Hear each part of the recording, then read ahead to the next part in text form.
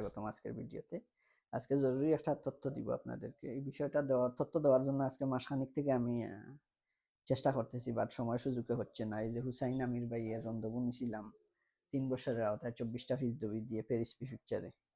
রন্ধবু নিছিলাম 30/6/2025, জমা হচ্ছে 22/9/2025।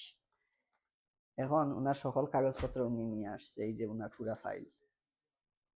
এখন এই দেখেন, উনারকে একটা শক্তি দিছে, উনি এজাইল মারছিল এই দেশে। এজাইল মারার পরে উনারে শক্তি দিছে 21 ডিসেম্বর 2023।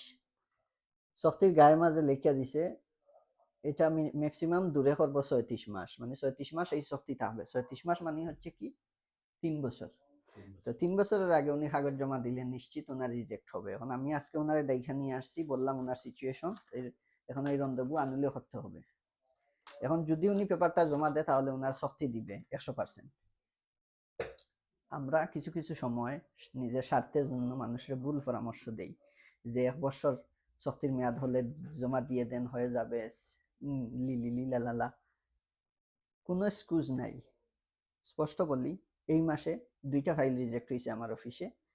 2টা ফাইল টোটাল আমার অফিসে 3টা ফাইল রিজেক্ট হয়েছে এই 3 বছরে স্যালারি কাট। 3 বছরে যতটা ফাইল দিছি এর মধ্যে 3টা রিজেক্ট হয়েছে, ভিডিওর মধ্যে বলতেছি। আর আরেকটা কথা বলি, অন্যান্য অফিসে 100টার মাঝে ফাইল, 100টা ফাইল জমা যদি দেড় মধ্যে 95টা রিজেক্ট আর 5টা কাট পায়। যে 5জনে কাট পায় এই 5জনকে নিয়ে লাইভে আসে, ভিডিও করে, মানুষ সবাই পাগল হয়ে যায়। বাকি যে 95 জন রিজেক্ট খাইছে এইগুলি কেউ বলে না। আজকে বলে দিব, সবাই মনোযোগ সহকারে ভিডিওগুলি শুনবেন।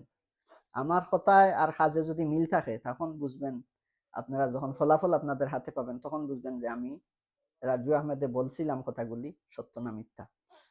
যারা কেস মারবেন এই দেশে এজাইল কেস মারার কমিশন রিজেক্ট হওয়ার পরে আপনাকে একটা শক্তি দিবে। শক্তি যতদিনের হোক, 1 বছর 2 বছর হোক, 3 বছরের আগে আর কাগজ জমা দিয়েন না। কারণ এখন গত নভেম্বরের থেকে সরকারে আইন করছে এই দেশে যত শক্তি আছে সব শক্তির মেয়াদ হচ্ছে 3 বছর। এতে যদি আপনার শক্তির মধ্যে 1 বছর লেখা থাকে তাও আপনাকে রিজেক্ট দিবে 3 বছরের ভিতরে জমা দিলে। হুসাইন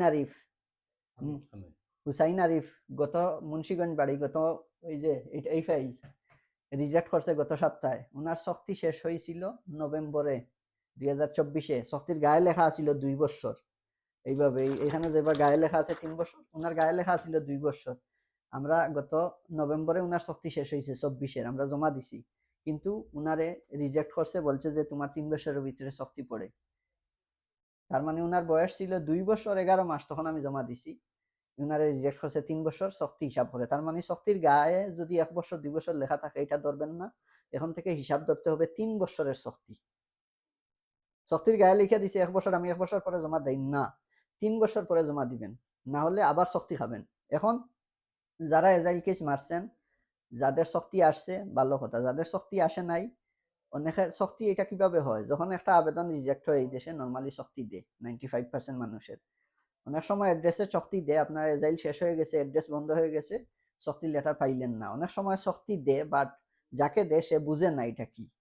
তার মানে এক কথায় স্পষ্ট বলে দিচ্ছি, যারা কেস মারবেন কমিশনের রিজেক্ট হওয়ার 2 মাস পর থেকে হিসাব ধরবেন 3 বছর, তারপরে যাই কাগজটা জমা দিবেন, আমার অনুরোধ। না হলে এই 95% মানুষ মিলিয়ে নিবেন, 100 জনের মধ্যে 5 জন কার্ড পাবে, 95 জনের রিজেক্ট হবে। এটাই বাস্তবতা, ব্যবসায়িক কথা আজকে বললাম না। বিভিন্ন সংস্থাতে যাবেন, তারা ওই আপনার ফিসটা নেওয়ার জন্য বলবে ভাই হবে, কাগজ জমা দিতে পারবেন, কিন্তু গুইরা আপনার রিজেক্ট হবে। সবাই ভালো থাকবেন, সুস্থ থাকবেন।